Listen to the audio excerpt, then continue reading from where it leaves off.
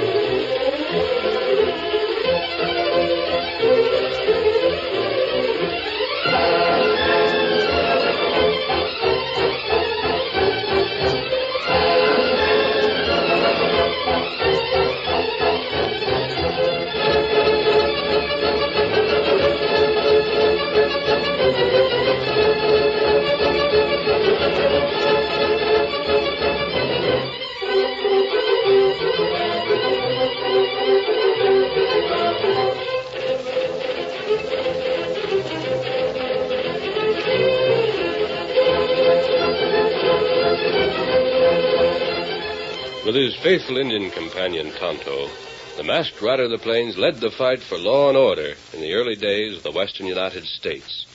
He rode from the hills of Wyoming to the mountains of Mexico in the cause of justice. His strength and courage were always on the side of right against might, and it was his daring and resourcefulness that broke the power of the outlaw bands on the frontier. Return with us now to those thrilling days when the West was young. From out of the past come the thundering hoofbeats of the great horse Silver. The Lone Ranger rides again. Come on, Silver! We're heading to Land's End. There's going to be trouble. Hi-Yo Silver, away!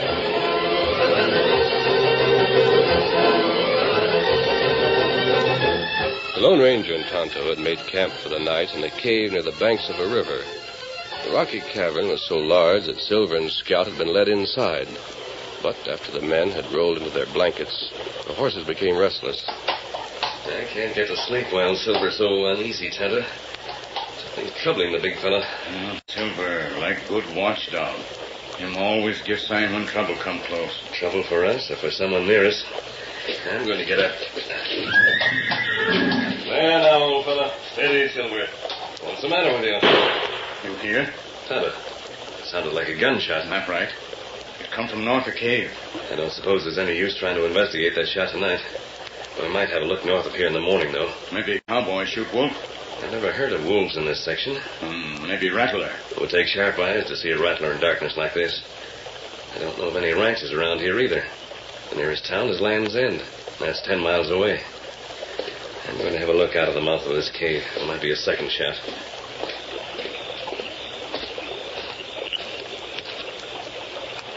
Can't hear anything. Or even hoofs of a horse. You hear that? A splash. That's right. Something fell into the river. That sound north of here, too. There, you hear that? That's a horse. It go away from here. I wonder what all those things we just heard mean, Kemosabe.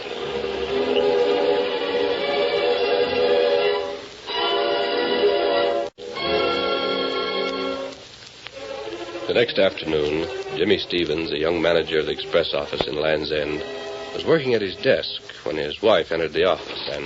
Man to see you, Jimmy. Who is he, Molly? What's he want? I don't know. He just said that he had to see you and that it was very important. If only I had this job steady, I might know who was and who wasn't important. As it is, filling in sort of temporary, I don't know who's who. You'd better see this man anyway. Well, if you say so, Molly. I don't know how I could get along here without your advice. My advice? You say that just as if you took it. I do. I take it so often that I'll bet a lot of folks would find it hard to believe that we've been married 2 years. Come here, Molly. Oh, now, Jimmy, that man's waiting out in the other room. Well, another minute won't hurt him. There. Oh, it's silly. Silly? Silly for a man to love his wife? Not a bit of it. No, wait till my hair's all... Beautiful as usual. Oh, you know, Molly, this job is a big chance for us.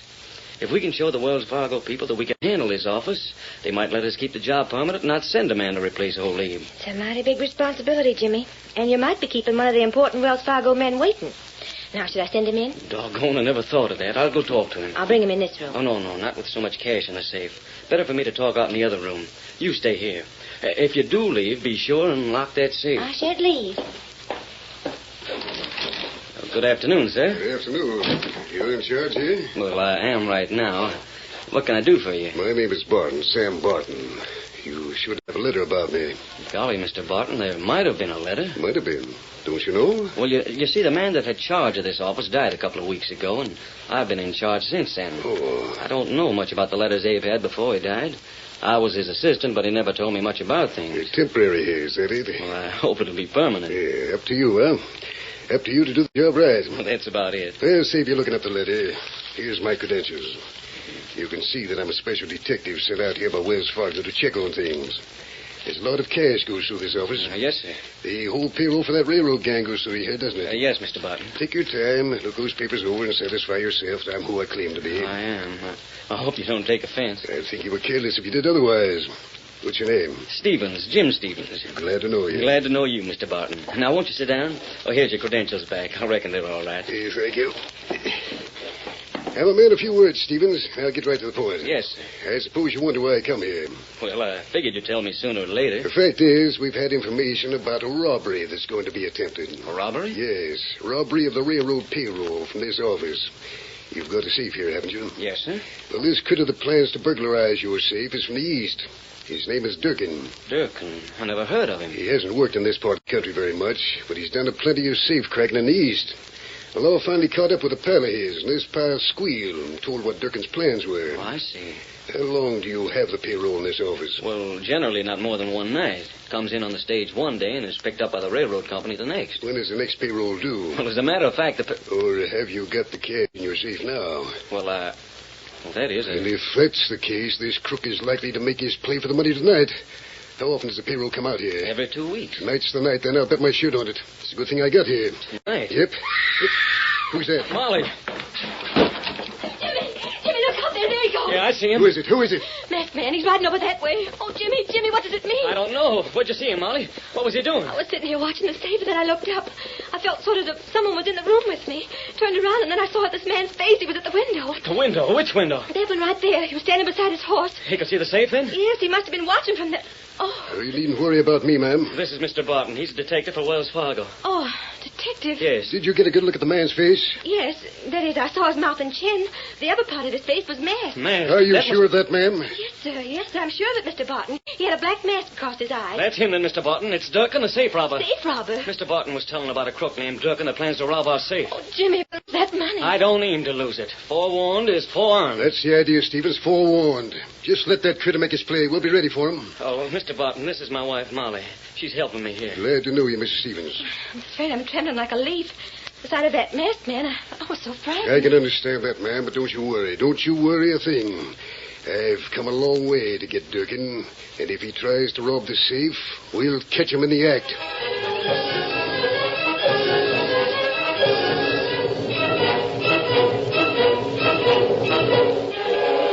Molly's father was a veteran of many Indian fights in the West. And later that afternoon, the girl told him about the masked man she had seen and Barton's plan to capture him. I don't want to take the chance, Pa. Jimmy and Mr. Barton plan to set a trap to catch this man when he comes tonight. Trap my eye! What's the West coming to? I feel this way about it, Pa. That masked man knows he was seen. He'll probably figure that there will be a trap, and it's just as Jimmy says. Forewarned is forearmed. If he suspects a trap, he'll do something to escape. Sure he will. What's more, that ain't the way to catch a crook. I thought you could help. I'll help. When I was in my better days and we seen a crook, we trailed the critter down. We didn't lay in wait for him to come and stick his neck in a noose. We went out with a noose swinging over our head, dropped it over his shoulders, and used the same doggone noose to string him up with. That's the way to handle crooks. That's the way of the West. I didn't tell Jimmy I was going to speak to you about this. Just as well, daughter. You say this masked hombre was looking in the window at the office? Yes. Which window? South or north one? South one. If I recollect, there's soft dirt there. He likely left tracks, ain't that so? Yes, he must have left tracks. Then them tracks will hang him. Wait till I get old Chris. There's a dog that can follow a scent from here to Kingdom Come. Here, Chris. Come in here, boy. Quiet down. Now, quiet down, Chris. Me and you got a job on our hands. We're going to trail safe robbers. The Lone Ranger and Tonto had made their camp in the woods outside of the town. The Indian was preparing their evening meal when they heard the barking of a dog. Instantly, the two men became alert. That sounds like a hound, Tonto. Him coming this way. Probably trailing someone. It's odd, though, that the law here would have learned about a crook as quickly as this. Feller on horse, follow dog. Him coming this way. So he is. I don't like that. I might have to answer a lot of questions about this mask. I see you. Don't move. Him come here. That dog. Here, boy. Steady there. Steady down. Got you covered. Don't move or I'll blow your head off. There now. That's a good dog. Quiet, boy. Steady. Chris, stop it. Them men ain't to be friends to you. Them's enemies. Good dog you have there, stranger. Never mind the dog. Heist your hands, Durkin. You're my prisoner. You too, Injun. That rabbit, Chris. Get away from him. Is your dog always as friendly as this with strangers? No, he ain't. Something's wrong with him. He ain't no use at all for strangers, usually. We're friends. Aren't we, Chris, old boy? Chris, I'm ashamed of you. Masked man, get your hands up like what I said. I ain't fooling. Perhaps you're not, but I think you're mistaken. I know who you are. Your name is Durkin, and you're a robbing thief that's come here to bust into the express office. Well, you ain't going to get that chance. Now get your hands up. My name is not Durkin. I'm not here to... In just a minute. Who are you? None of your doggone business. You might be Durkin for all I know. What about that? Me? Why, hang it and blast it all out. Where did you hear about this crook named Durkin? My daughter told me. Her husband's in charge of the express office. Mr. Barton of the Wells Fargo came and warned us that you was around here. Then my girl seen you. I was afraid I'd frightened her. I'm sorry. Being sorry won't help you none. I got Chris on your trail and he found you. Now you're heading for jail. I'm sorry, but I can't go to jail right now. Oh, you can't, eh? Well, you're gone. And what's more, you're taking off that mask. I'll have a look at your face. You said a man from Wells Fargo was here. He is. He's watching for you. I'm sorry he didn't come here instead of you. There ain't nothing he'd do that I won't. Now, I got no more time to waste in talking. You're the father of the man who runs the express office, huh? Father of his wife. Then let me show you something. I think this will identify me. What is it? Here, take a look. Catch. Hey! He got him. Let go. Steady there. And don't fire your gun just for the sake of firing it. You might hit the dog. Quiet, boy. He got man. Get him, Chris, get him. Come back here and get him. Here, boy. Easy, Chris. I have the dog, Tonto. Take that man's gun away. He got him. I'll just tie you over here, Chris. We don't want either you or your master to get hurt. I'll get you for this. You won't get away with it. Blasted all to tarnation. I should have known that trick. You tossed me something, then jumped me when my eyes was off on you. I wanted to show you who I was, that's all. I'll still show you what I tossed at you. Here it is. A bullet. A silver bullet. Don't mean a thing to me. You're a crook. Your name is Durkin. You're aiming to rob the express Now, office. quiet down. You're just letting yourself get all excited about the wrong man. Let me tell you what I know about Durkin. I won't listen. Very well. Good dog. Here, boy. Well, go on. Go on. What do you mean? What about Durkin? That's better. You can let go of him now, Tonto, and just keep his gun so he can't grab it suddenly. We let him sit down and hear what we have to say. You sit there. I'll set, but I'm giving you fair warning. I'll take you to the jail as a prisoner if it's the last thing I do. I'll take you in on general principles till you get that mask off and show your face. Now go on. What about Durkin?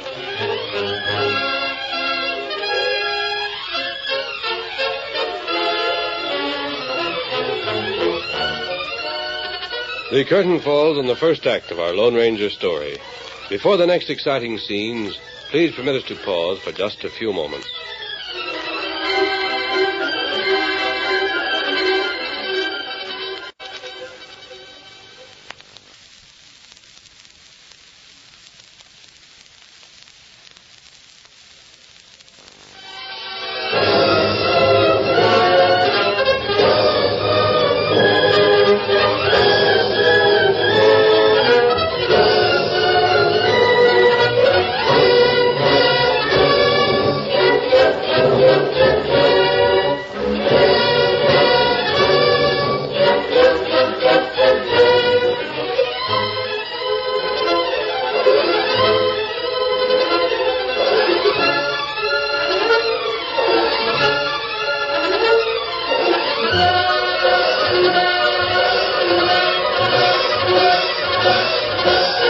Now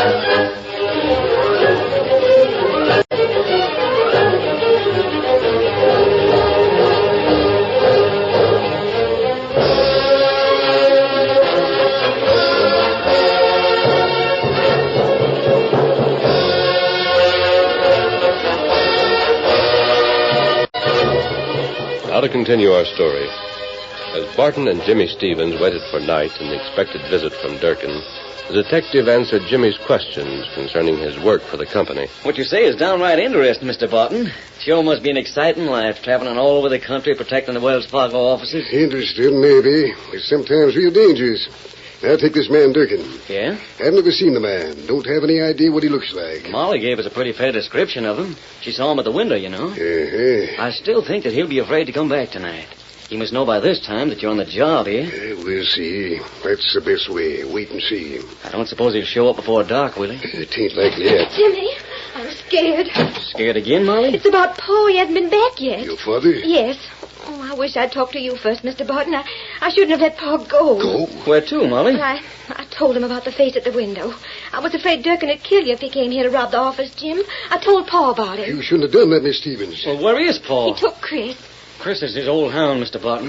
He went out to try and track down this masked man, and he hasn't come back. You don't know where he went? No. Chris picked up the scent outside the office window, then he started off with Paul riding behind to follow him. Don't like that. Maybe we should report to the sheriff's office, Mr. Barton. Not yet. But Paul might be in danger. Maybe he's captured. Maybe he's been shot. Well, wait. Let's wait a while. Wait till after we've watched for this thief. If we can capture Durkin, we'll make him tell what he's done with your father. It might be too late then. If it isn't too late now, it won't be too late by morning. I want to get Durkin with the goods. Well, now, look here, Barton. I'm less interested in getting Durkin than I am in getting Pop back safe and sound. Oh, that's Chris. Chris, where's... Hi there, Molly. Oh, you're safe, thank goodness. Hey, Pop, you all right? I look to be all right, don't I? Where were you? We thought... That is, I was worried. I told Jimmy and Mr. Barton. Told him, did you? Huh. What did you learn by your tracking and trailing? Nothing much. I reckon Chris ain't the hound he was 5 years ago. Didn't you find Durkin? Nope. Never seen hide nor hair of it. Well, now that your father is back, we can go ahead with our plans to stand guard here tonight. Yes, I reckon we can. What are your plans? We're staying in the office, Molly, Mr. Barton and I. We'll leave all the lights out and stay on guard here in case that thief comes. Got to get him with the goods, you see, ma'am. You want aboard, Chris? No, we don't want the thief to be scared away until he gets into the safe and gets the cash in his pockets. Then we'll have a good airtight case again him. I savvy. You and your daughter better go home now. Stevens and I will stay here. It'll soon be dark. Then we can look for our visitor to show up almost any minute. Tain't the way we used to go after a crook. Now, you remember this. Me? You. Keep that dog chained, and don't try to get Durkin yourself. If you do, there won't be any evidence against him, and we'll have to let him go. I'll see that Paul doesn't interfere. Come on, Paul. All right, but I still don't like this way of catching crooks. Come on, Chris. There ain't no use for anything that we can do. Now then, Stevens, we'll make our plans. Whatever you say, Mr. Barton. Let me look that other room over. That's where the safe is. Right. I'll lock this door before we go in there. Good idea. There. Now, come on in here, Barton. You close that door, will you? Yep. There's the safe. Locked. Here. Windows there. One there. That's likely the way you'll try to get in. A window? Yep. Tell you what you'd better do. What's that? Unlock that safe. Unlock it? If he has to make enough light to work the lock on the safe, he's likely to see us in hiding here. Yeah, gosh, that's so. I wouldn't have thought of You that. have to think of everything when you're dealing with a smart crook like Durkin. If he tries the safe in the dark and finds that it ain't locked, he may not make any lights. Then it'll be all right for us to wait till he has the cash in his pockets before we grab him. You're right. I'll have the safe open in a minute here. We'll get all fixed before it's real dark. Then we can just wait. Seems to me it'd be smart to let the sheriff in on this. Stevens, when you've been trailing and running down crooks as long as I have, you'll learn that a good many times too many people can spoil the trap. The safest thing is to let nobody know what our plan is.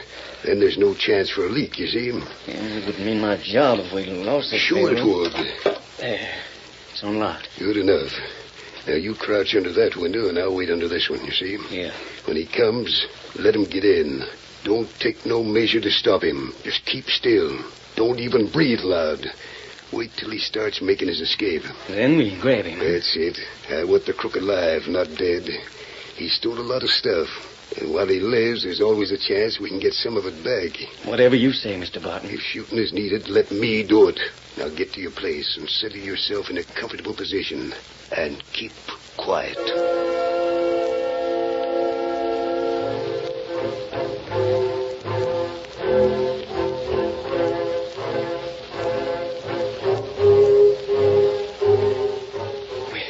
We've been here an hour, don't you think, Barton? Just about an hour. We may have to wait till half the night is through. So don't get impatient. Well, it's mighty tiresome, ain't it? Quiet.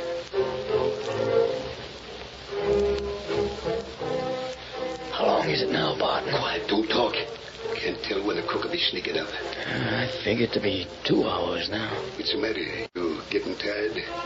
Go to sleep if you want to. Oh, I ain't sleeping on this job.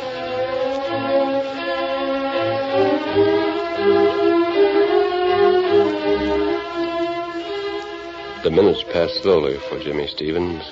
His muscles were cramped, and several times during the third and fourth hour of silent waiting in the dark, he caught himself dozing. I mustn't sleep on this job. Gotta get the crook. Got to get him. He hardly dared move, afraid that the slightest sound might betray the trap. The fifth hour was torture. At last, Barton's tense whisper broke the stillness. Stevens. Yeah? Someone moving around outside. There he is. I spotted him sneaking up toward the window on this side. About time. We're ready for him. Remember what I said? Let him get the cash. Yeah, right. I'll follow your lead, Barton. Quiet now. He's moving up close.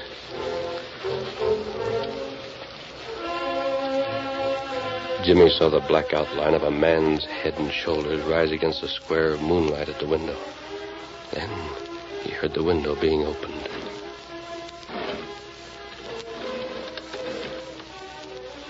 A moment later, the shadowy figure faded into the darkness of the room. The floor creaked. Then the door of the safe could be heard opening.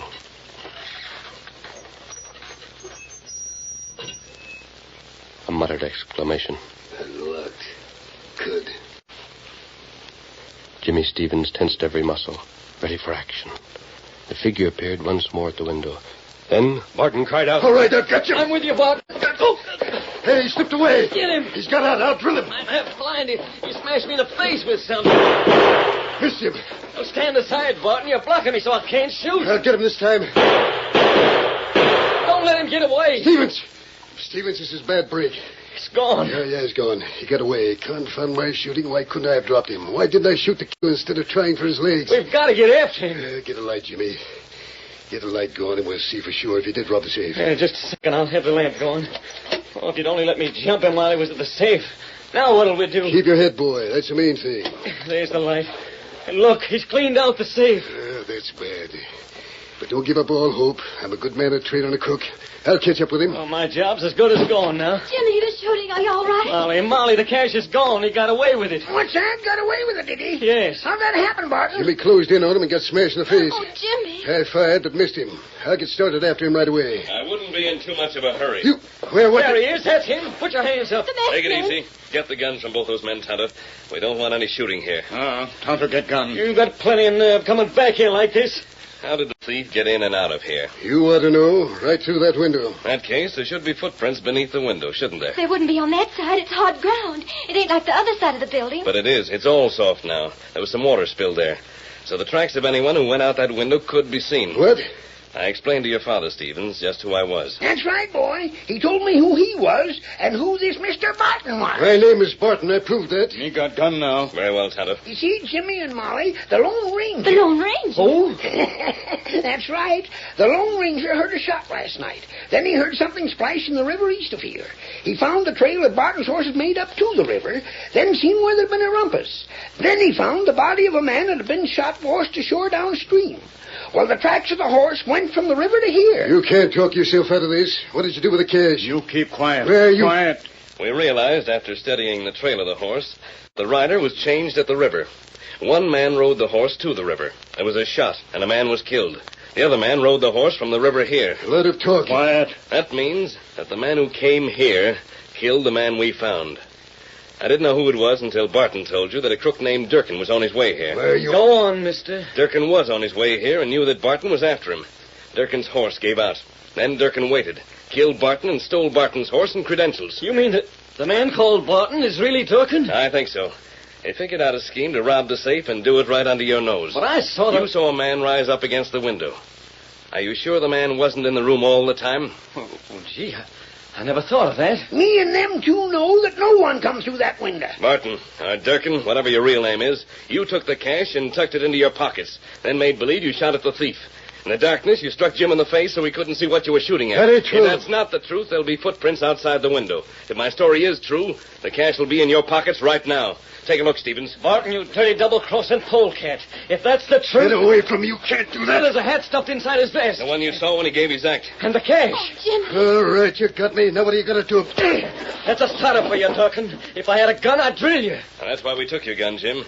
Durkin is wanted alive. I'll take charge of that snake. He's got a hanging waiting for him. And by the way, Jim, I think after you prove that he's the crook, you'll find there are some rewards out for his capture. Well, those rewards are yours. You tell them, old-timer. Come on, Tonto. You see, the Lone Ranger, he won't take no rewards, Jim. He figures you and me should take 'em and split 'em. So that was the Lone Ranger. Hail, Silver! Away!